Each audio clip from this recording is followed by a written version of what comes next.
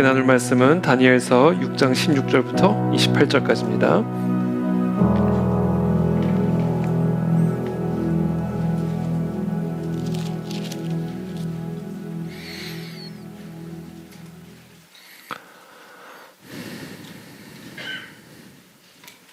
다니엘서 6장 16절부터 28절까지 저 여러분들이 한 절씩 교독하겠습니다.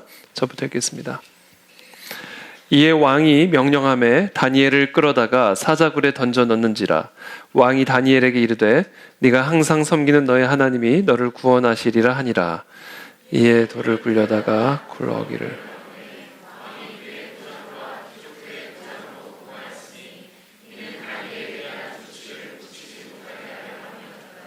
왕이 궁에 돌아가서는 밤이 새도록 금식하고 그 앞에 오락을 그치고 잠자기를 마다하니라.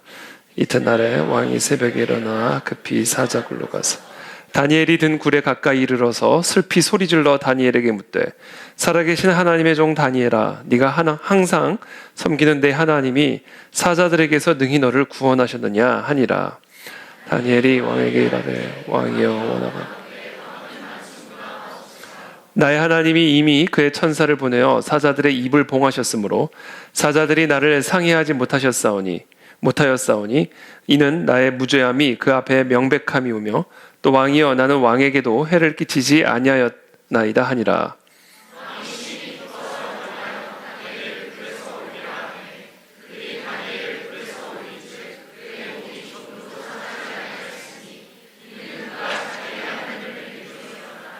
왕이 말하여 다니엘을 참수한 사람들을 끌어오게 하고 그들을 그들의 처자들과 함께 사자굴에 던져 넣게 하였더니 그들이 굴 바닥에 닿기도 전에 사자들이 곧 그들을 움켜서 그 뼈까지도 부서뜨렸더라. 이에 다리오 왕이 나라들과 언어가 다른 모든 사람들에게 조서를 원하건대 너에게 큰 평강이 있을지어다. 내가 이제 조서를 내리노라. 내 나라 관할 아래에 있는 사람들은 다 다니엘의 하나님 앞에서 떨며 두려워할지니 그는 살아계신 하나님이시요 영원히 변하지 않으시리시며 그의 나라는 멸망하지 아니할 것이요 그의 권세는 무궁할 것이며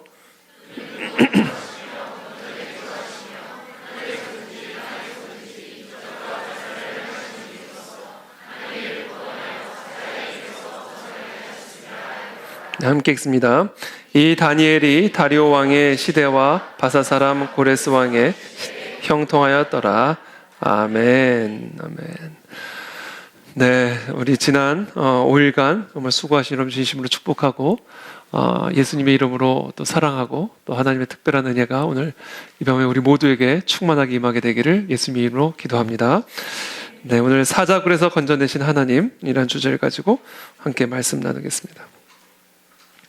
5장 1절부터 오늘 본문이 아니죠. 전 본문이죠. 그러니까 어저께 본문에 바로 이어지면 이제 5장입니다. 저희가 오늘 5장 본문은 이제 스킵을 했는데 그래도 이 5장의 내용부터 우리가 간략하게 살펴보고 오늘 본문으로 넘어가겠습니다. 5장 1절부터 보면 이렇게 기록이 되어 있습니다. 벨사살 왕이 느부갓네살의 아들입니다. 느부갓네살이 죽고 이제 이 바벨론 제국의 왕권이 아들 벨사살에게로 넘어간 겁니다. 벨사살 왕이 그의 귀족 1000명을 위하여 큰 잔치를 베풀고 그 1000명 앞에서 술을 마시니라. 벨사살이 술을 마실 때 명하여 그의 부친 느부갓네살이 예루살렘 성전에서 탈취하여 온 금, 은 그릇을 가져오라고 명하였으니 여기서 일단 제가 경악을 금할 수가 없었습니다. 하나님의 성전, 예루살렘의 하나님의 성전에서 탈취해온 금과 은과 그릇을 술을 먹기 위해서 가져오라고 명령하는 겁니다. 하나님의 거룩한 성전에 있었던 그 그릇을 한낱 술자리에 쓰기 위해서 그것을 가져오라 이렇게 명령을 합니다. 이는 왕과 귀족들과 왕호들과 후궁들이 다 그것으로 마시려 함이었더라. 이에 예루살렘 하나님의 전 성소 중에서 탈취하여 온 금그릇을 가져오매 왕이 그 귀족들과 왕호들과 후궁들과 더불어 그것으로 마시더라. 그들이 술을 마시고는 그 금, 은, 구리, 쇠, 나무, 돌로 만든 신들을 찬양하니라. 정말 경악을 금할 수 없는 그런 장면을 바로 이 느부갓네살의 참 아름다운 찬양의 고백에 이어서 바로 이어지는 것을 보게 됩니다. 지금 이 모습을 통해서 이 다니엘서의 저자인 다니엘이 우리에게 설명하고 드러내고자 하는 것은 이 벨사살 왕의 마음 안에는 바로 직전에 기록된 이 느부갓네살 왕의 찬양과는 대조적으로 하나님에 대한 공경과 두려움이라고 하는 것은 이제 눈꼽만치도 없는 그런 모습을 아주 극명하게 대조적으로 이 느부갓네살의 찬양에 이어서 이 벨사살의 모습을 통해서 우리에게 선명하게 보여주고 있는 것이죠. 이 벨사살의 마음 안에는 하나님을 두려워하는 마음이라고는 눈꼽만큼도 없었습니다. 그러니까 하나님의 성전에서 가져온 그 금그릇, 은그릇을 가져다가 술잔으로 쓰죠.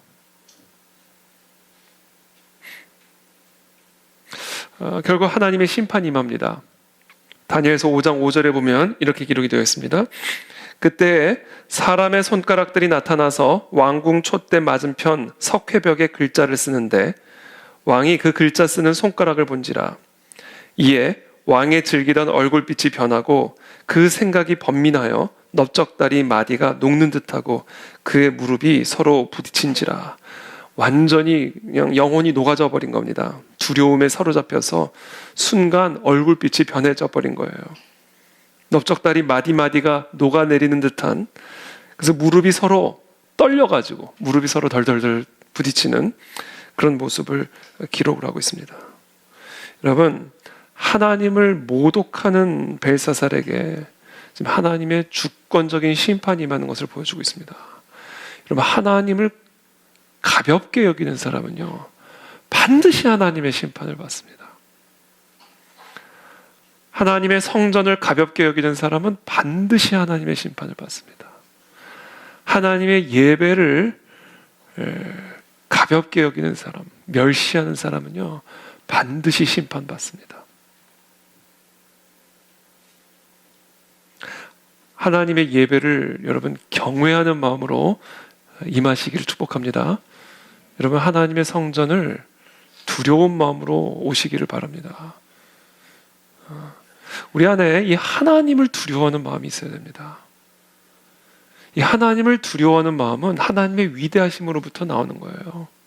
위대하신 하나님, 모든 주권을 갖고 계신 그 하나님을 두려워하는 마음에서부터 하나님의 성전을 두려워하고 하나님의 예배를 두려워하고, 경건한 두려움이죠.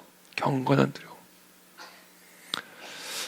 우리는 이 경건한 두려움을 회복해야 합니다.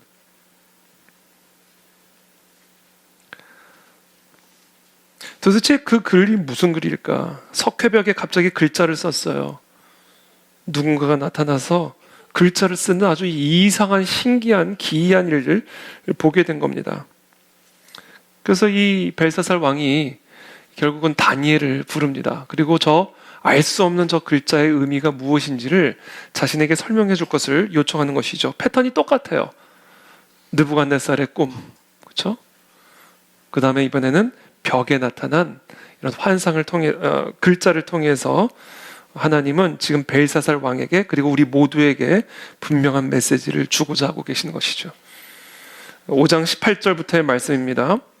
왕이여, 지극히 높으신 하나님이 왕에 붙인 느부갓네살에게 나라와 큰 권세와 영광과 위엄을 주셨고 그에게 큰 권세를 주셨으므로 백성들과 나라들과 언어가 다른 모든 사람들이 그의 앞에서 떨며 두려워하였으며 그는 임의로 죽이며 임의로 살리며 임의로 높이며 임의로 낮추었더니 그 하나님으로부터 권세를 받아가지고 자기 마음대로 막 자신의 권세를 부렸던 거예요.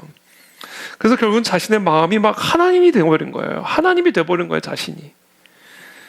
그가 마음이 높아지며 뜻이 완악하여 교만을 행함으로 그의 왕위가 폐한바되며 그의 영광을 빼앗기고 사람 중에서 쫓겨나서 그의 마음이 들짐승의 마음과 같았고 또 들나귀와 함께 살며 또 소처럼 풀을 먹으며 그의 몸이 하늘 이슬에 젖었으며 지극히 높으신 하나님이 사람 나라를 다스리시며 자기의 뜻대로 누구든지 그 자리에 세우시는 줄을 알기에 이르렀나이다. 당신의 아버지 느부갓네살은 당신처럼 하나님을 두려워하지 않고 하나님의 권위를 부여받아 놓고도 자신의 마음대로 임의대로 사람을 죽이고 살리고 높이고 낮추는 그런 교만하고 완악한 그런 삶을 살다가 하나님의 놀라운 섭리 속에서, 주권 속에서 짐승의 마음을 갖게 돼가지고 궁전에서 자리를 떠나 결국은 들짐승과 함께 산속에서 들나귀와 함께 살며 소처럼 풀을 뜯어먹고 독수리 털처럼 머리털은 자라고 새 발톱처럼 발톱이 자라는 그런 7년의 상황들을 통해서 느부갓네살의 눈이 열렸습니다. 지극히 높으신 하나님이 사람의 나라를 다스리는 것이지 내가 다스리는 것이 아님을, 그리고 하나님의 뜻대로 누구든지 그 자리에 하나님이 원하시는 사람을 세우신다는 사실을, 하나님의 주권을, 하나님은 하나님 마음대로 뭐든지 다 하실 수 있는 분이심을 당신의 아버지는 철저하게 깨닫고 하나님을 찬양했습니다. 우리가 어저께 나눈 이야기죠. 그러면서 22절에 계속해서 이렇게 얘기합니다. 벨사살이여, 그러나 왕은 그의 아들이 되어서 이것을 다 알고도 아직도 마음을 낮추지 아니하고 도리어 자신을 하늘의 주제보다 높이며 그의 성전 그릇을 왕 앞으로 가져다가 왕과 귀족들과 왕후들과 후궁들이 다 그것으로 술을 마시고, 왕이 또 보지도 듣지도 알지도 못하는 금, 은, 구리, 쇠와 나무, 돌로 만든 신상들을 찬양하고, 도리어 왕의 호흡을 주장하시고 왕의 모든 길을 작정하신 하나님께는 영광을 돌리지 아니한지라. 전혀 하나님을 두려워하는 마음이 없었습니다. 이러므로 그 결과로 그의 앞에서 이 손가락이 나와서 이 글을 기록하였나이다. 계속해서 말합니다. 기록된 글자는 이것이니 곧 메네 데겔 우바르시니라. 그 글을 해석하건대 메네는 하나님이 이미 왕의 나라에 시대를 세워서 그것을 끝나게 하셨다며, 데겔은 왕을 저울에 달아보니 부족함이 보였다 하며, 베레스는 왕의 나라가 나뉘어서 메대와 바사 사람에게 준바되었다 함이니이다 하니, 심판이 임한 것이죠. 하나님을 두려워하지 아니하고 하나님을 가볍게 여기고 하나님의 성전에 쓰는 그와 같은 그릇을 가져다가 술잔으로 썼던, 정말 이 교만하고 하나님을 두려워하지 않는 이 벨사살 왕에 대한 하나님의 심판을 글로 기록해서 보여주신 거예요. 결국 그날 밤 30절에 갈대아 왕 벨사살이 죽임을 당하여, 바로 그날 밤에 이 벨사살 왕이 죽임을 당합니다. 그리고 메대 사람 다리오가 나라를 얻었는데 그때 다리오는 62세였더라. 바로 그날 하나님이 이 벨사살의 왕권을 다리오에게 주십니다.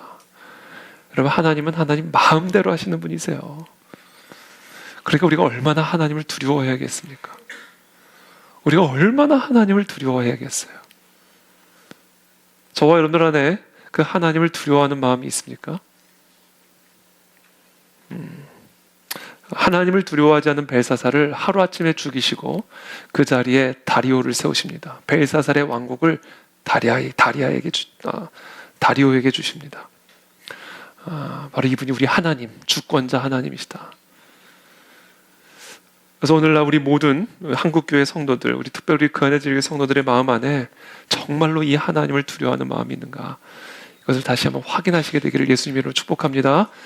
그 위대하신 하나님, 정말 하나님 마음대로 뭐든지 하실 수 있는 그 하나님을 정말 우리가 두려워하는 마음이 있으면요, 예배를 대하는 자세가 달라집니다. 예배를 그렇게 드릴 수 없습니다.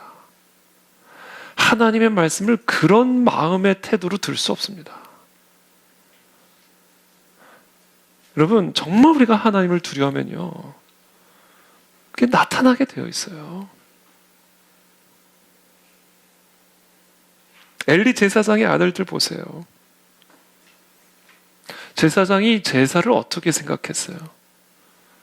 제물로 드린 제사의 제물로 드린 그 제물을 하나님께 제대로 올려드리기도 전에 갈고리 딱 찍어가지고 좋은 고기는 자기가 갖다가 자기가 먹어버렸단 말이에요. 아니 어떻게 그럴 수가 있습니까? 고기라고 다 같은 고기가 아니란 말이에요. 그릇이라고 같은 그릇이 아니에요. 건물이라고 같은 건물이 아닙니다.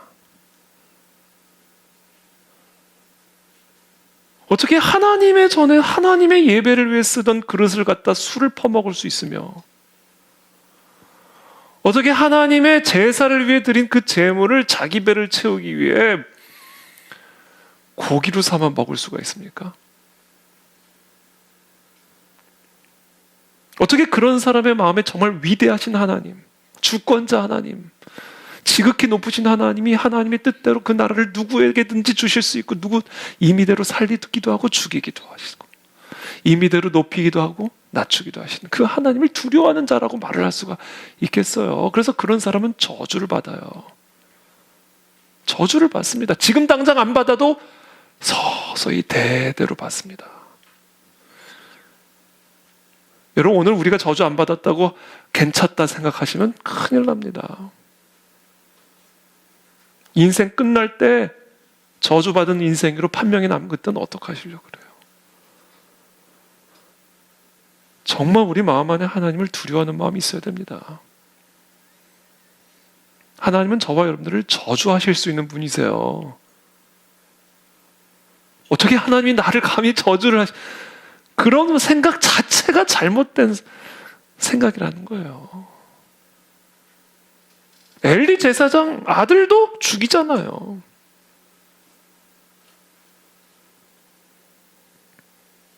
진짜 우리가 오늘 저는 설교 이거 하나야. 진짜 우리가 하나님을 두려워하나? 진짜 위대하신 하나님. 정말 그 하나님을 내가 두려워하는 마음을 갖고 내가 살아가고 있는가? 그것이 없으면 우리는 저주를 받아요. 벨사살처럼.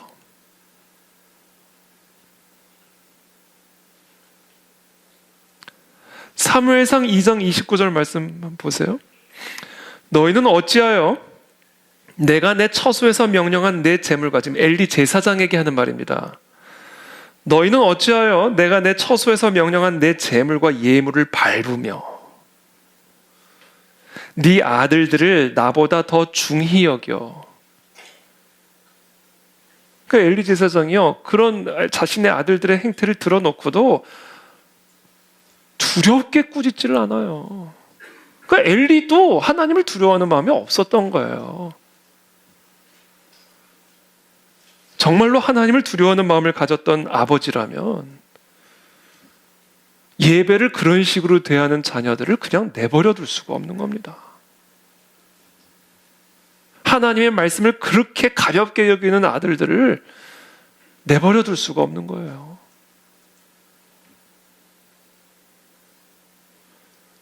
내 재물과 예물을 밟으며 네 아들들을 나보다 더 중히 여겨 내 백성 이스라엘이 드리는 가장 좋은 것으로 너희들을 살찌게 하느냐? 그러므로 이스라엘의 하나님 나 여호와가 말하노라. 내가 전에 네 집과 네 조상의 집이 내 앞에 영원히 행하리라 하였으나 이제 나 여호와가 말하노니 결단코 그렇게 하지 아니하리라. 취소. 아마 엘리랑 엘리 제사장은 아마 그렇게 생각했을지 몰라요. 내가 제사장인데 하나님이 감히 나를 저주하실까? 하나님은 한순간이라도 취소하시는 분이세요. 하나님 마음대로라니까요. 그러니까 우리가 하나님을 두려워해야 된다니까요.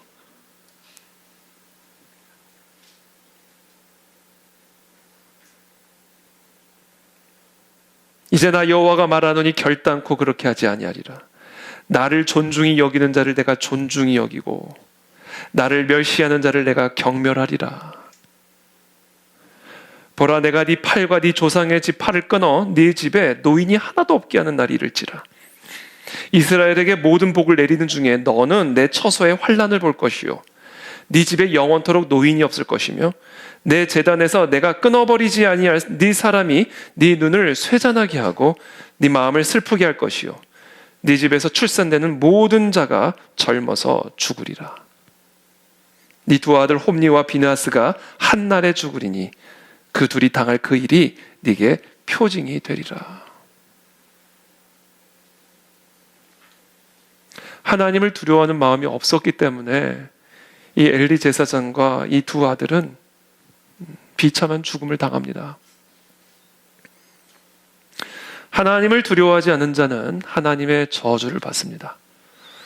그것이 목사든 전도사든 모태신앙 30년 차든 아무리 여러분들이 봉사를 열심히 하고 종교 생활을 열심히 하던 저와 여러분들의 마음에 진짜 하나님을 두려워하는 마음이 없으면 저주를 받습니다.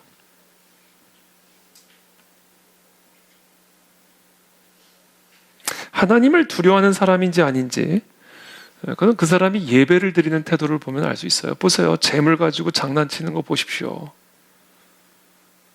성전에 있던 그릇 가지고 술 퍼먹는 모습 보세요. 그 사람이 진짜 하나님을 두려워하는 사람인지 아닌지는 뭐를 보면 알 수 있는지 아세요? 예배를 대하는 태도를 보면 알 수가 있습니다. 어떻게 하나님의 성전에 커피를 들고 들어옵니까? 여러분 한번 곰곰이 생각을 해보세요. 하나님을 예배하러, 하나님을 만나러 들어오는 이 지성소에 어떻게 커피를 들고, 여기 카페입니까?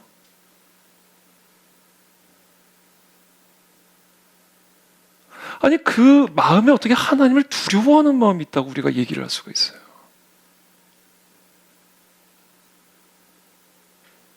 아니 어떻게 핸드폰 소리가 울리죠? 여기 그냥 미팅 장소입니까? 콘서트장에서도 그렇게 안 합니다. 도대체 우리가 예배를 어떻게 생각하고 있는 거예요?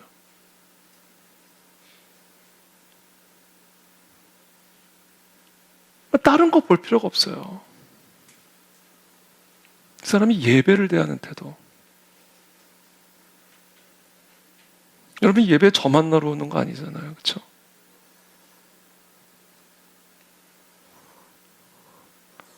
저도 예배 드리러 오니까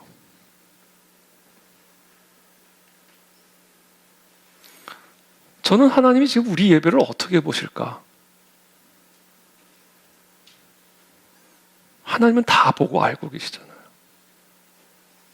혹시 우리 가운데 홈리와 비느하스는 없나?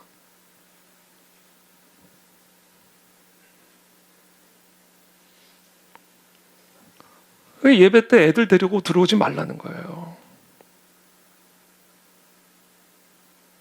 과자 먹는 애들 옆에 두고 있지 말라는 거예요. 예배가 장난이냐고요. 놀이방이냐고요. 정확하게 애들을 가르쳐 주든지. 이거는 예배다. 놀이방 아니다. 하나님 만나는 자리다. 정확하게 가르쳐 주고 1시간이든 2시간이든 3시간이든 꼼짝도 못하도록 예배드리게 하든지 아니면 들어오지 말라는 거예요. 예배가 장난이냐고요.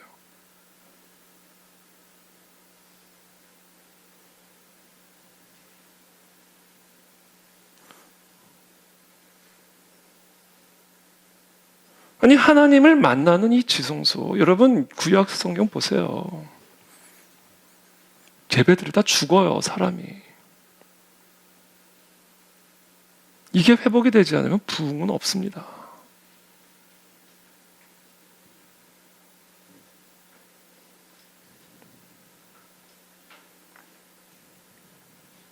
하나님께 드리는 예배는요, 두려운 마음을 가지고 드려야 돼요.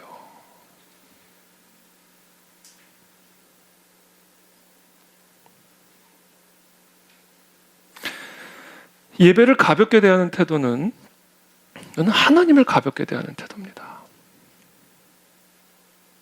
그리고 그런 태도는 하나님의 저주를 받는 태도입니다. 그런 태도들을 내버려 두는 일 역시 하나님의 저주를 받는 일이에요. 엘리는 그래서 저주받은 거예요. 왜 내버려둬요? 하나님의 예배가 모독당하는 걸 뻔히 보고 알면서도 왜 어물쩍 넘어가냐는 거예요. 그러니까 엘리도 죽고 두 아들도 다 죽는 겁니다. 우리의 예배를 우리는 지금 어떻게 대하고 있습니까? 매주 드리고 매일 드리니까 가벼워졌습니까? 저와 여러분들이 우리의 예배를 어떻게 대하느냐에 따라 우리 교회에 하나님이 부어주신 기름 부으심,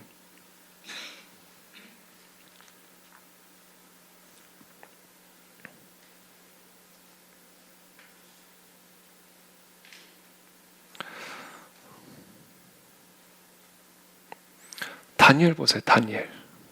오늘 주제입니다.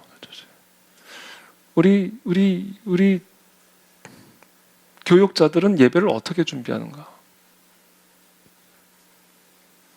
우리 부목사님들도 계시고 우리 교육부 전도사님들도 계시는데 예배를 어떻게 준비하고 있는가? 점검해 보시길 바랍니다. 우리 예배팀, 방송실, 안내팀, 주일학교 교사들, 우리가 홈리고 비너하스가 아니냐 이거죠. 성가대.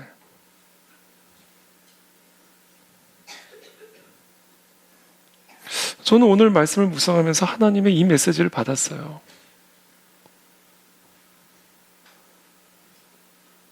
저는 오늘 우리의 예배가 다시 한번 청결해지는 이 밤이 되기를 축복합니다. 우리 마음에 하나님에 대한 두려움이 다시금 살아나게 되기를 바랍니다. 그래야 하나님의 기름 부으심이 다시금 우리 가운데 부어질 수가 있는 거예요. 예배 쇼핑하지 마십시오.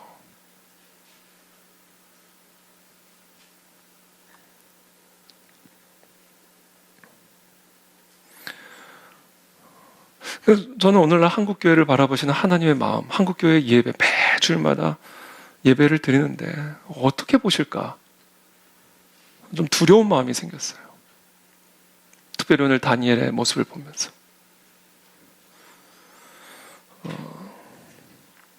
다니엘서 6장 1절부터의 말씀입니다.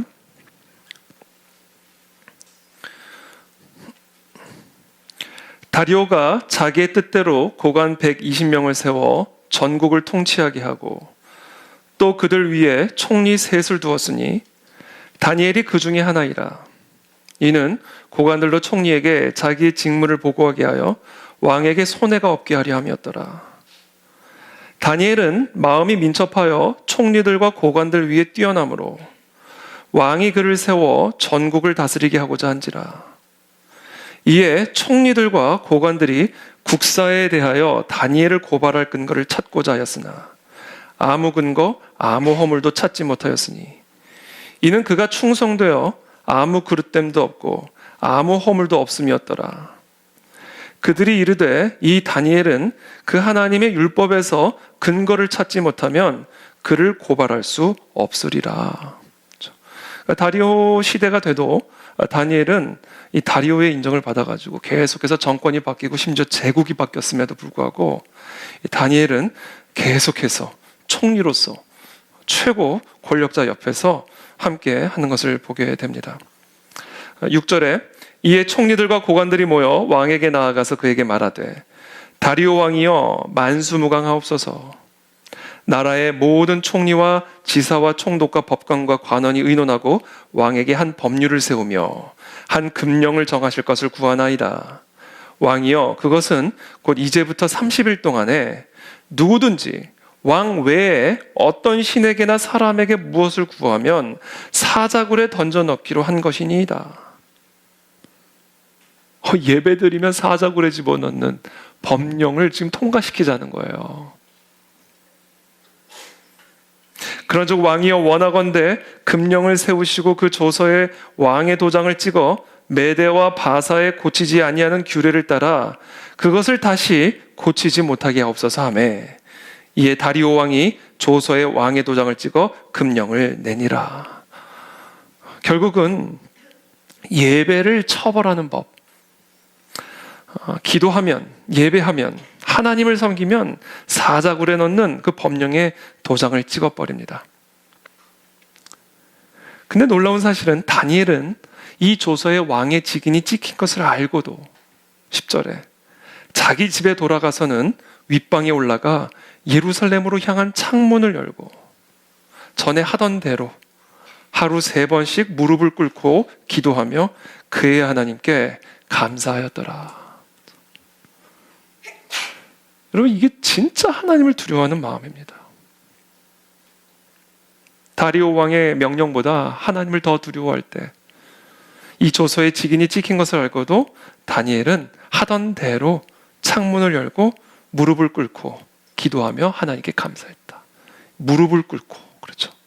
그러니까 지금 이 다니엘의 이 예배 자세, 이 예배 태도, 그런 직인이 찍힌 상황 속에서 하던 대로 무릎을 꿇고 하나님께 감사하는 이 예배의 자세, 이게 진짜 우리가 본받아야 할 예배자의 모습이다라는 겁니다. 조금 바쁘다고 예배를 등한시하고, 조금 몸 컨디션이 안 좋다고 예배를 건너뛰고, 하나님을 두려워하는 마음이 없는 거예요. 그건 하나님을 두려워하는 마음이 없는 겁니다. 일정 있다고 예배 중간에 빠져나가고, 그럴 거면 정확하게 시간에 맞는 그 예배 1부, 2부, 3부가 있잖아요. 왜 자기 스케줄이 있다고 예배 중에 나갑니까? 그게 어떻게 하나님을 두려워하는 사람이라고 말을 할 수가 있습니까? 여러분, 상식적으로. 정말 시간이 안 되면 뭐 근처에 있는 교회를 가서 예배를 드리시든지, 왜 늦게 오며 도중에 나가며 들락날락 거리냐는 거예요. 이게 예배냐는 거예요. 아니, 다니엘의 예배의 모습을 오늘 우리는 예배자의 모범으로 삼아야 됩니다. 예배드리면 사자굴에 들어간다는데 하던 대로 무릎 꿇고 감사 기도를, 이게 진짜 하나님을 두려워하는 마음이죠. 하나님은 그런 사람을 축복하십니다. 왜냐하면 그런 사람이 진짜 하나님을 존경하는 거거든요. 그러니까 다니엘 보세요. 뜻을 정한 이후부터 느부갓네살 시대를 지나고 벨사살 시대를 지내고 다리오까지, 고레스까지 가요. 고레스까지. 뭐가 그렇게 급하다고 우리가 예배 중간에 뛰쳐나갑니까? 뭐가 그렇게 바쁘다고 예배를 늦습니까? 하나님을 두려워하는 마음이요. 그러니까 저는 정말 궁금해요. 하나님이 오늘 우리 그 안에 진리교회 예배를 보며 어떤 생각을 하실까? 저는 오늘 솔직히 책망하는 마음을 주셨어요. 제가 다 알지 못하죠. 그러나 하나님이 무섭게 책망하는 마음을 주셨어요.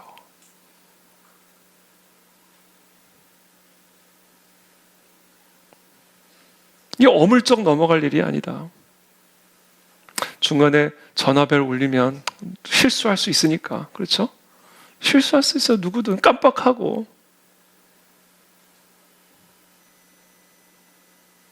그래서 무안할까봐, 저도 무안할까봐 누구든 실수도 할 수 있으니까 그냥 못 들은 척하고 어물쩍 넘어가는데, 오늘 하나님이 말씀하셔서 너 지금 엘리짓 하냐?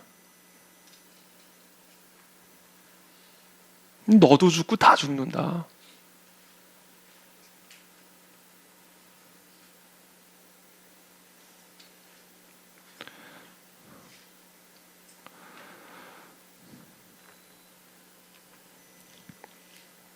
결국 다니엘은 사자굴에 들어가죠. 11절부터 계속해서 이어집니다. 그 무리들이 모여서 다니엘이 자기 하나님 앞에 기도하며 간구하는 것을 발견하고, 이에 그들이 나아가서 왕의 금령에 관하여 왕께 아뢰되, 왕이여, 왕이 이미 금령에 왕의 도장을 찍어서 이제부터 30일 동안에는 누구든지 왕 외에 어떤 신에게나 사람에게 구하면 사자굴에 던져넣기로 하지 아니하였나이까 하니, 왕이 대답하여 이르되 이 일이 확실하니 메대와 바사에 고치지 못하는 규례니라 하는지라. 그들이 왕 앞에서 말하여 이르되 왕이여 사로잡혀 온 유다 자손 중에 다니엘이 왕과 왕의 도장이 찍힌 금령을 존중하지 아니하고 하루 3번씩 기도하나이다 하니 왕이 이 말을 듣고 그로 말미암아 심히 근심하여 다니엘을 구원하려고 마음을 쓰며 그를 건져내려고 힘을 다하다가 해가 질 때에 이르렀더라. 그 무리들이 또 모여 왕에게로 나와서 왕께 말하되 왕이여 메대와 바사의 규례를 아시거니와 왕께서 세우신 금령과 법도는 고치지 못할 것이니이다 하니 이에 오늘 본문입니다. 왕이 명령함에 다니엘을 끌어다가 사자굴에 던져 넣는지라. 왕이 다니엘에게 이르되 네가 항상 섬기는 너의 하나님이 너를 구원하시리라 하니라. 이에 돌을 굴려다가 굴 어귀를 막음에 왕이 그의 도장과 귀족들의 도장으로 봉하였으니 이는 다니엘에 대한 조치를 고치지 못하게 하려 함이었더라. 왕이 궁에 돌아가서는 밤이 새도록 금식하고 그 앞에 오락을 그치고 잠자기를 마다하니라. 집어넣고는 너무 고통스러워가지고 본인이 금식을 하면서 잠도 못 자는 거예요. 20절입니다. 다니엘이 든 굴에 가까이 이르러서 슬피 소리질러 다니엘에게 묻되 살아계시는 하나님의 종 다니엘아 네가 항상 섬기는 네 하나님이 사자들에게서 능히 너를 구원하셨느냐 하니라. 다니엘이 왕에게 아뢰되 왕이여 원하건대 왕은 만수무강하옵소서. 나의 하나님이 이미 그의 천사를 보내어 사자들의 입을 봉하셨으므로 사자들이 나를 상해하지 못하였사오니 이는 나의 무죄함이 그 앞에 명백함이 오며 또 왕이여 나는 왕에게도 해를 끼치지 아니하였나이다. 하나님이 사자의 입을 봉하셔버렸대요. 놀라운 기이한 역사가 일어나는 거죠. 하나님은 하나님 마음대로 하신다니까요. 그래서 우리가 하나님을 두려워해야 된다니까요. 사자보다. 그래서 우리는 어떤 경우에도 이 예배를 우리가 타협해서는 안 된다는 거예요. 왜냐하면 모든 건 하나님 마음이기 때문에. 예배가 그래서 생명이다라는 겁니다. 예배가 생명. 저는 이 시간 질문하고 싶습니다. 저 여러분들에게 정말 여러분들에게 예배가 생명입니까? 진짜 말 그대로 생명입니까? 다니엘에겐 예배가 생명이었어요. 그러니까 사자굴에 들어가는 거 알면서도 예배드렸죠. 생명은 다리오 왕의 입술에 있는 게 아니라 하나님에게 있다는 것을 알아갔던 거예요. 진짜 하나님을 두려워하는 마음이죠. 23절입니다. 왕이 심히 기뻐서 명하여 다니엘을 굴에서 올리라 하며 그들이 다니엘을 굴에서 올린즉 그의 몸이 조금도 상하지 아니하였으니 이는 그가 자기의 하나님을 믿음이었더라. 왕이 말하여 다니엘을 참수한 사람들을 끌어오게 하고 그들을 그들의 처자들과 함께 사자굴에 던져 넣게 하였더니 그들이 굴바닥에 닿기도 전에 사자들이 곧 그들을 움켜서 그 뼈까지도 부서뜨렸더라. 보세요. 예배 우습게 여기고 예배 폐지시키려고 예배 방해하려고 했던 사람들 보세요. 뼈까지 뿌려줘서 굴바닥에 닿기도 전에 죽임을 당하죠. 하나님은 마음대로 하십니다. 그러니까 우리는 진짜 하나님 두려워해야 돼요. 경건한 두려움. 25절에 이에 다리오 왕이 온 땅에 있는 모든 백성과 나라들과 언어가 다른 모든 사람들에게 조서를 내려 이르되 원하건대 너에게 큰 평강이 있을지어다. 내가 이제 조서를 내리노라.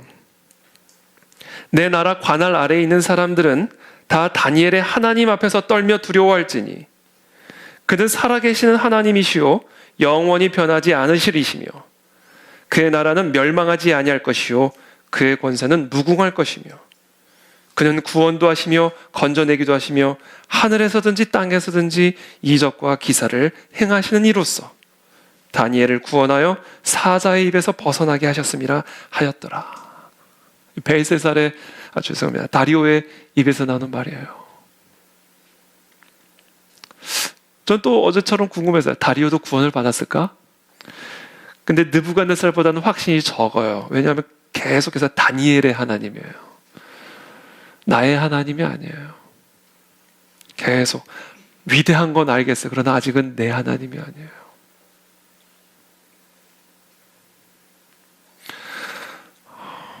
다니엘의 하나님 앞에서 떨며 두려워할지니, 이거예요. 제가 오늘 하루 종일 묵상한 거 이겁니다.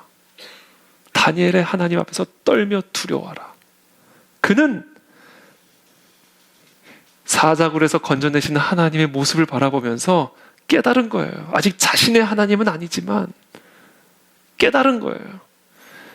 그는 살아계시는 하나님이시요 영원히 변하지 않으시리시며 그의 나라는 멸망하지 아니할 것이요 그의 권세는 무궁할 것이며 그는 구원도 하시며 건져내기도 하시며 하늘에서든지 땅에서든지 이적과 기사를 행하시는 이로써 다니엘을 사자굴에서 구원하셨다. 무슨 얘기예요? 제가 어제 계속 하는 말이에요. 하나님은 하나님 마음대로 하시는 분이다. 누구도 그분이 왜 그렇게 하냐 말할 수 없고 그분이 행하는 것을 금할 수도 없다라는 거예요. 그러니까 우리는 다리오보다 하나님을 더 두려워해야 되는 거예요. 하나님이 마음대로 하시는 분이에요. 지금 우리는 무엇을 두려워하고 있습니까? 우리 안에 이와 같은 두려움과 떨림이 있습니까? 그와 같은 두려움과 떨림으로 예배의 자리에 나오고 있습니까? 엘리 제사장의 아들들에게 임한 그 가문에게 임한 그 하나님의 심판을 진짜 두려워하는 마음이 있습니까? 벨사살에게 임한 그 하나님의 저주를 진짜 두려워하는 마음이 우리 안에 있습니까? 그렇다면 우리의 예배의 자세와 태도는 달라져야 되고 달라질 수밖에 없는 거예요. 벨사살처럼 그날 밤에 죽을 수도 있지만 하나님의 제사, 하나님의 예배를 가볍게 여기는 사람은 오늘 저주를 받든 내일 저주를 받든 하나님의 저주를 받습니다.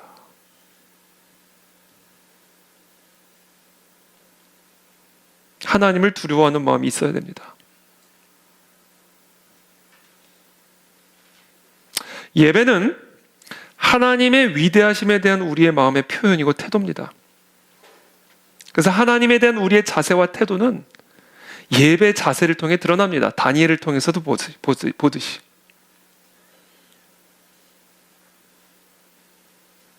마지막으로 한 번만 더 제가 권면하겠습니다. 절대로 예배를 가볍게 여기지 마십시오. 다시 한번 부탁합니다. 제발 성전을 저와 여러분들의 오만하고 교만한 태도로 더럽히지 말아주십시오. 그것은 하나님을 경멸하는 죄입니다.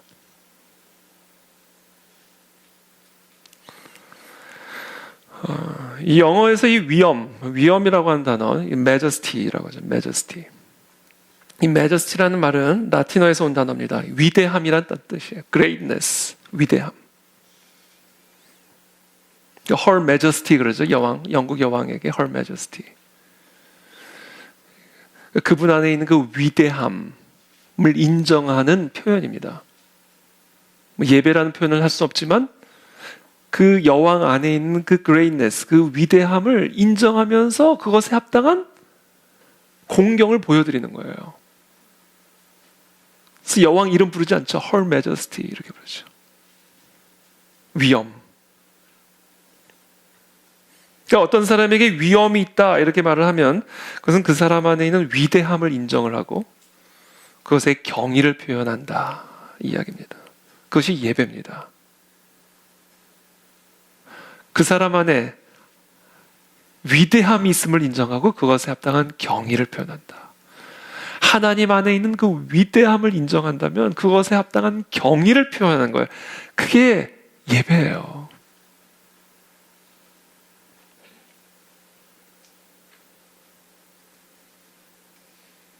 이 위엄이라는 말은 성경에서 하나님의 위대하심을 표현하는 데 사용됩니다. 시편 93편 1절의 말씀입니다. 우리 다 함께 한번 읽어보겠습니다. 시작.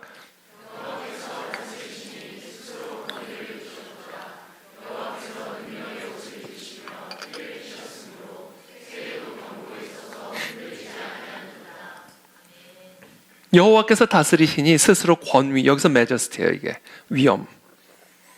스스로 권위를 위엄을 입으셨도다. 여호와께서 능력의 옷을 입으시며 띠를 띠셨으므로 세계도 견고히 서서 흔들리지 아니한. 하나님이 다 붙들고 계시는 거죠. 북한 하나님 붙들고 계시는 거예요. 저는 우리나라가 이런 지경에서도 북한에게 먹히지 않고 있다는 걸 보면요, 이건 하나님이 지켜주지 않으시면.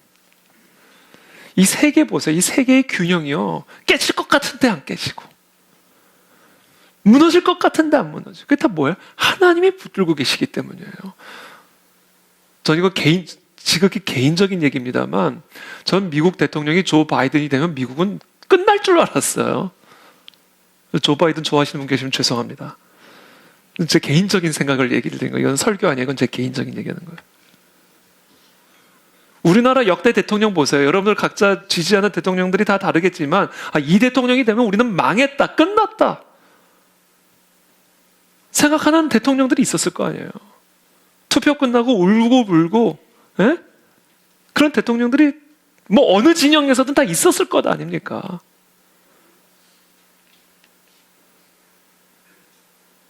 전혀. 뭐예요? 하나님이 나라를 다스리시는 거예요. 그러니까 우리가 너무 정치에 빠져서도 안 돼요. 이상해집니다. 신앙이 이상해져요. 너무 사상 여기에 너무 빠져서도 안 돼요. 이상해져요, 신앙이. 하나님보다 막 사상이 더 위에 올라가 있고요, 정치가 하나님보다 더 위에 올라가 버려요. 여러분, 저 알잖아요. 저 그거 중요하게 생각하는 사람이에요.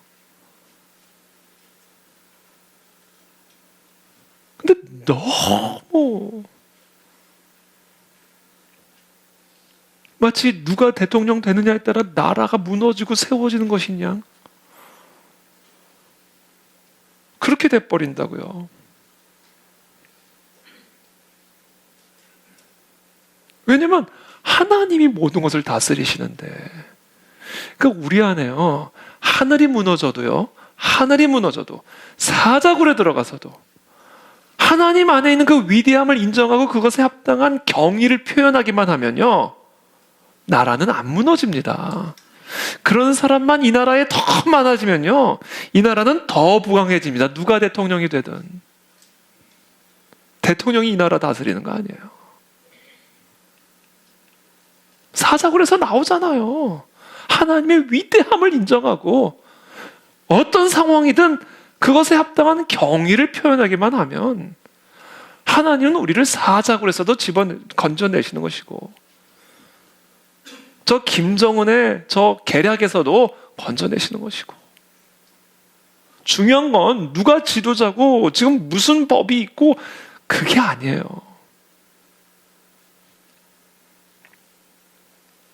우리가 진짜 하나님의 위대함을 인정하고 있고 그것에 합당한 경의를 표현하고 있냐, 바꿔 말해서 예배를 드리고 있냐.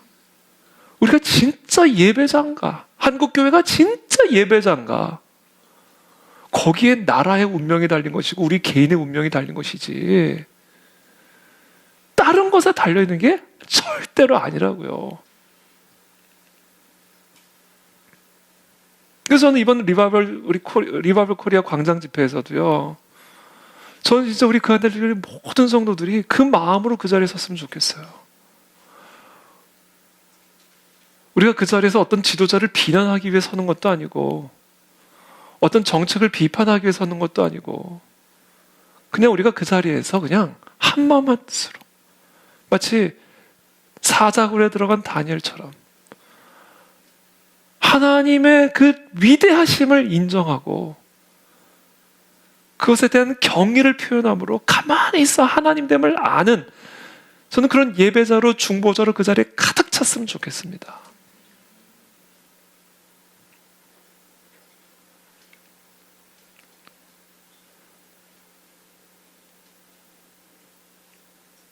시편 95편 3절부터 6절까지의 말씀 우리 한번 다 같이 한번 읽어보겠습니다. 시작.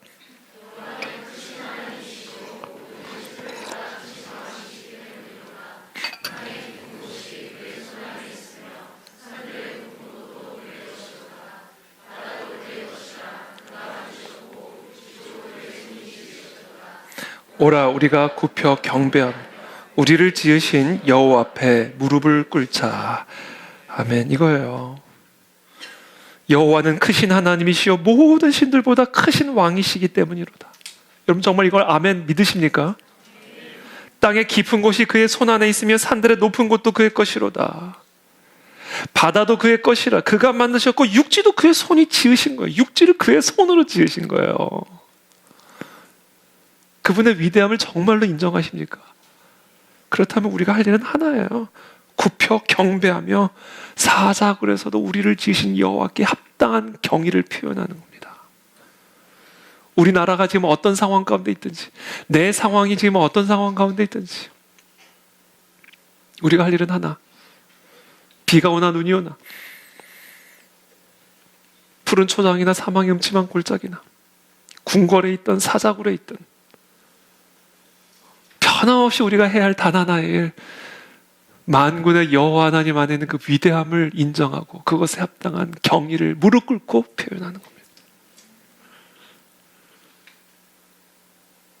전 그런 우리 모두 예배자가 되시기를 축복합니다. 우리의 자녀들을 그런 예배자로 교육해야 돼요.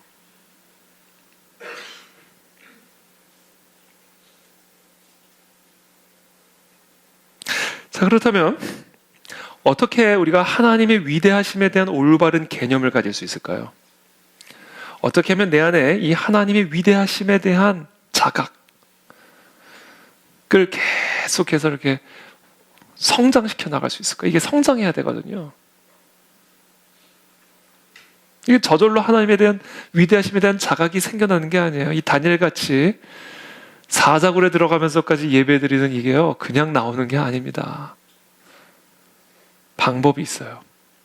마치 근육 훈련 계속해야 운동도 잘하듯이 우리가 매일매일 이 영적인 근육 훈련을 해야 어떤 상황에서도 하나님의 위대하심이 사자굴보다 더 커 보이게 되는 거예요. 실제로 더 크거든요. 근데 그렇게 크게 안 보여요. 근육이 약하면. 그래서 우리가 평소에 매일매일 다리오보다 하나님이 더 위대하다는 것을 머리로 하는 게 아니라 진짜 그렇게 볼 수 있는 영적인 시력, 감각들을 우리가 매일매일 키워가야 돼요. 성경은 그렇게 우리가 하나님의 위대하심에 대한 올바른 개념을 가질 수 있기 위해서 필요한, 취해야 할 두 가지 단계를 설명하십니다. 첫 번째는 우리가 하나님에 대해서 생각을 할 때 우리가 자꾸 하나님을 작게 만드는 그런 제한들, 그러니까 하나님을 자꾸 제한하는 것들을 자꾸 제거해야 돼요. 자꾸 제거해야 돼요. 그러니까 다니엘이요, 이렇게 사자굴에 들어가면서까지 예배를 드릴 수 있었던 이유는요, 평소에 꾸준히 무슨 훈련을 했는가? 하나님보다 왕이 더 크신 분이다. 하나님을 자꾸 작게 만드는 다양한 생각들을 계속해서 제거하는 삶의 훈련들을 해온 거예요. 전화 한 통화에도 하나님이 갑자기 확 쪼그라들고, 오늘 나한테 조금 듣기 싫은 말 한 사람, 그 말 한마디 때문에 또 하나님이 확 줄어들고, 갑자기 주가 확 떨어지면 또 갑자기 막 하나님도 확 떨어지고. 네? 이게 내 상황과 환경에 따라요, 뭐 하나님 팍팍 줄어드는 거예요. 그 누구나 그래요, 사실은. 그래서 훈련이 필요하다는 거예요. 다니엘이라고 별 수가 있었겠습니까? 다니엘도 똑같았을 거예요. 그러나 훈련을 한 거예요. 뜻을 정한 게 그 뜻을 정한 겁니다. 그 포도주, 그 작은 포도주부터 시작한 거예요. 내가 이 포도주보다, 왕이 주는 포도주보다 내가 하나님을 더 두려워하리라. 여러분, 그 왕궁에서 왕의 포도주 거부하는 게 쉬운 일이었겠습니까? 생각해 보십시오. 왕이 주는 포도주, 왕이 주는 음식을 거부하는 게 그게 쉬운 일이었겠냐고요. 거기서부터 시작한 거예요. 뜻을 정하고, 나는 이 음식보다 하나님을 더 두려워하리라. 나는 이 포도주보다 하나님을 더 두려워하리라. 내가 지금 오늘 들은 소식보다 나는 하나님을 더 두려워하리라. 지금 내가 처한 환경보다 나는 하나님을 더 두려워하리라. 매일 순간순간 우리를 두렵게 만들고 낭만케 만들고 절망케 만드는 다양한 생각과 환경들, 그래서 하나님을 자꾸 작게 만들어버리는 그런 것들을 계속해서 제거해 나가는 훈련들을, 아니다, 하나님이 더 크다, 포도주보다 하나님이 더 크다, 저 뉴스 소식보다 하나님이 더 크다, 오늘 내가 받은 전화 한 통화보다 하나님이 더 크다. 이거를 매일매일 훈련하셔야 돼요. 뭐로요? 기도와 말씀으로. 이 말씀에 하나님이 어떤 분이신지, 하나님이 얼마나 위대한 분이신지 다 나와 있잖아요. 이걸 매일매일 묵상하면서 내 시력이 다치지 않도록 영적인 근육을 키워야 돼요. 이거는 여러분들이 하셔야 돼요. 누가 해줄 수 있는 게 아니에요. 한 번의 안수 기도로 영적 근육이 확 생겨나는 게 아니에요. 한 번의 부흥회로 영적 근육이 확 생기는 게 아니에요. 그 시작점은 될 수 있어요. 그리고 그 시작점은 너무 중요해요. 그러나 중요한 거는 여러분들이 뜻을 정하셔야 돼요. 그리고 매 순간순간 하나님을 자꾸 쪼그라들게 만든 나의 생각들, 환경들을 자꾸 제거함으로써 하나님이 주권자시다, 지극히 높으신 하나님이 하나님 뜻대로 나라를 주기도 하고 뺏기도 하고 사람을 살리기도 하고 죽이시도, 이게 다 하나님의 주권에 속한 거다. 그와 같은 믿음으로 하나님을 자꾸 쪼그라들게 만들고 제한하고 연약하게 만드는 그런 생각들과 싸워서 제거하고 끊어내버리는 훈련들을 매일매일 하셔야 됩니다, 여러분. 매 순간순간 하셔야 돼요. 제가 그냥 가만히 있는 것처럼 보이죠? 제가 얼마나 속에서 많이 싸우는데요. 제 속은요, 전쟁터예요. 제가 얼굴이 이렇게 뽀얗서 그렇지. 이 속은 시커매요. 전쟁터라고, 전쟁터. 여러분들도 마찬가지. 여러분들도 얼굴이 뽀얗셔서 그렇지. 여러분 다 생각이 전쟁터잖아요. 그렇잖아요. 아, 뭐 제 속하고 여러분 속하고 다르겠습니까? 싸워야 돼요. 그 생각에서 싸우면서 이겨야 돼요. 그러려면 여러분들이 큐티를 하셔야 돼요. 말씀이 여러분들의 눈에서 떠나가면 안 돼요. 기도가 여러분들의 호흡이 돼야 됩니다. 기도가 연중 행사가 되면 안 돼요. 그래서 이 영적인 근육을 키우셔야 된다.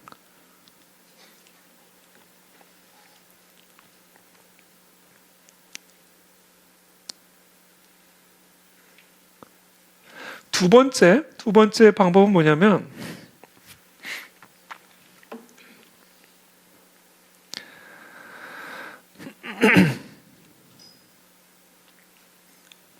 그 위대하신 하나님과 우리가 위대하다고 생각하는 존재를 한번 비교해 보는 거예요. 지금 우리를 두렵게 만드는 게, 예를 들면 뭐를 하면 좋을까요? 우리를 두렵게 만드는 게 뭐가 있을까요? 네? 한번 얘기해 보세요. 맨 앞에 앉으셨으니까 두렵고 떨리는 마음으로. 뭐지? 돈? 돈? 아, 그래요? 돈이 무서우세요? 돈 주세요. 전 돈 안 무서웠는데.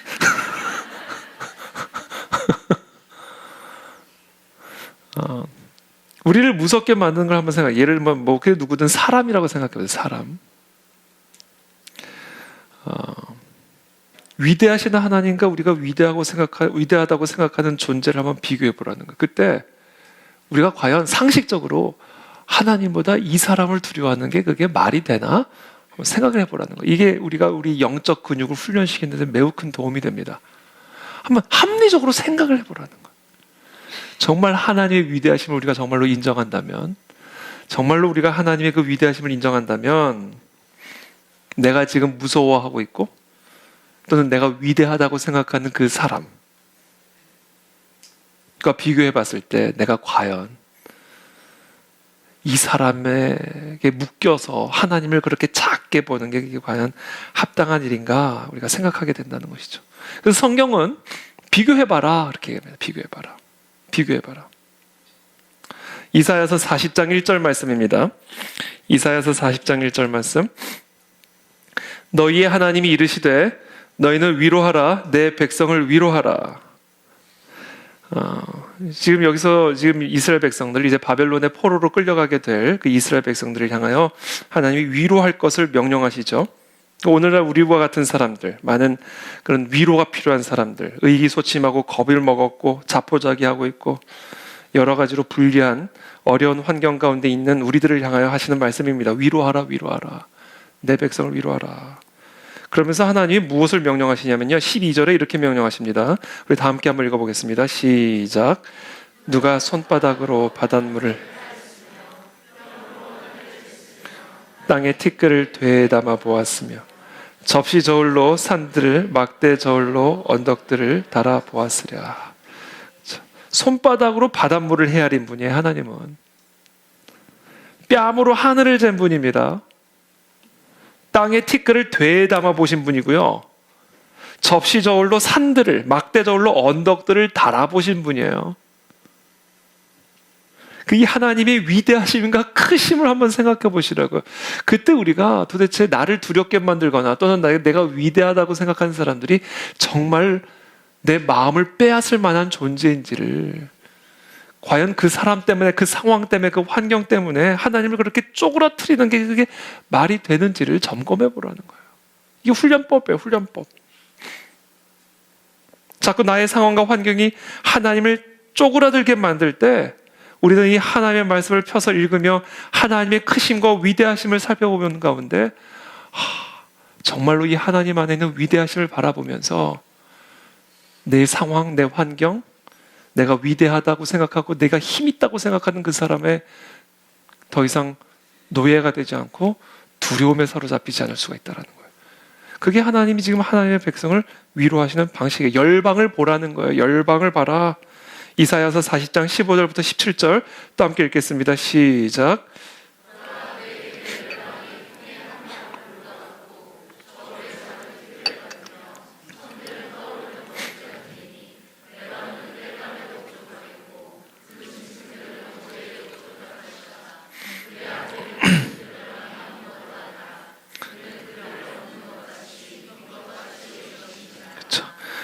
여러분, 아수르를 두려워하지 말라는 거예요. 애굽을 두려워하지 말라는 거예요. 바벨론과 같은 거대한 나라들의 권세, 그것 때문에 두려워하지 말라는 겁니다.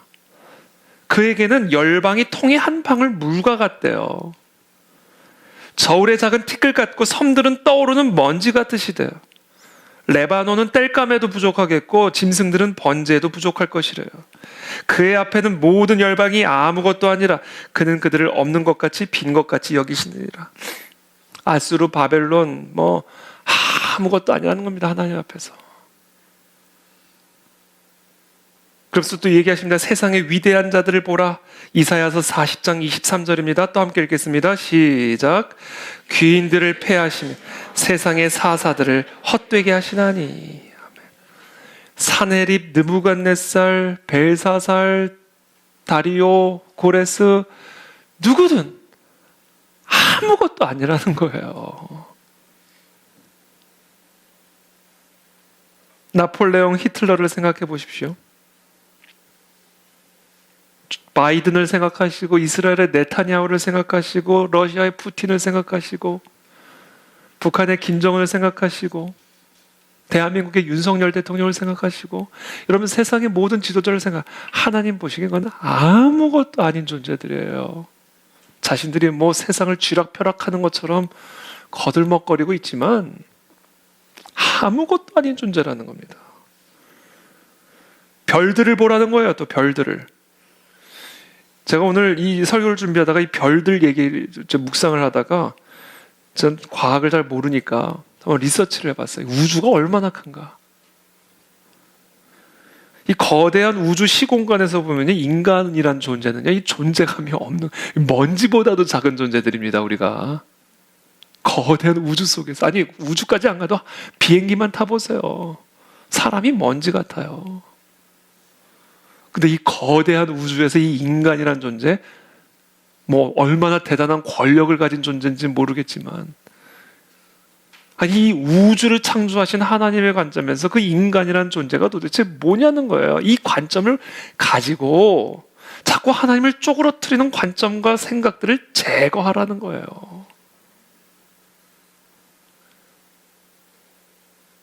서울에서 제주까지고요. 서울에서 제주까지가 450km래요. 아닌가? 450km 맞나요? 450km래요. 뭐 이건 제가 적어온 거니까 맞을 거예요. 근데 그게 0.002 광초랍니다. 1광년이죠. 1광년이 이제 그러니까 1년 동안 빛이 운행하는 거리잖아요. 0.002 광초면 서울에서 제주까지 간대요. 그러니까 빛이 1초 동안 가는 거리가 30만 킬로로 합니다. 그러니까 1초 똑딱 하면 30만 킬로를 가는 거예요. 그러니까 서울에서 제주까지는 0.002 광초랍니다. 인간이 평생 한 바퀴도 돌기 힘든 지구 둘레가 4만 킬로미터인데요. 그게 0.14 광초래요. 그러니까 빛이 1초도 안 되고 0.14초 만에 지구 한 바퀴 돈다는 거예요. 지금 우리가 밤하늘에, 저 밤하늘에 보이는 저 별까지의 거리가요, 얼마인지 아세요? 1000광년이래요. 9,500조 킬로미터래요. 왜 반응이 왜 없어? 아니 9,500조 킬로미터래요. 지금 밤하늘에서 보이는 별의 거리가. 빛이 1000광년을 가야 되는 거리라는 거예요. 1000광년을. 그러니까 그런 우주 속에서 지금 우리가 살고 있으니까 우리가 도대체 뭐야? 이거는 먼지도 아닌 거예요. 이거는 뭐라고 해야 돼요? 이거는 거의 박테리아 수준인 거예요. 박테리아. 현미경으로 봐야 간신히 보이는. 하나님이 그 우주를 창조하신 분인데 도대체 누구를 두려워하고 무엇을 염려하냐는 거예요. 우리가 할 일은 하나라는 겁니다. 그 위대하심을 인정하고 그분에게 경의만 표현하라는 거예요.